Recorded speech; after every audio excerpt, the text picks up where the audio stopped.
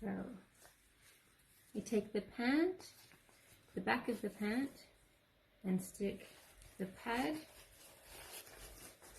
to the back of the pant,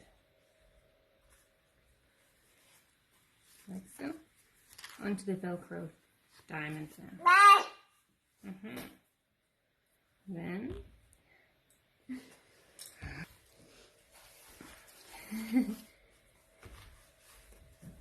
place the pant underneath the baby. Connect the Velcro to the back of the pants.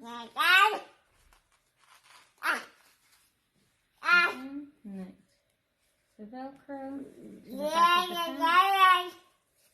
And we're done. Ta-da! Make sure that the pad is completely unfolded on the sides. And you're good to go.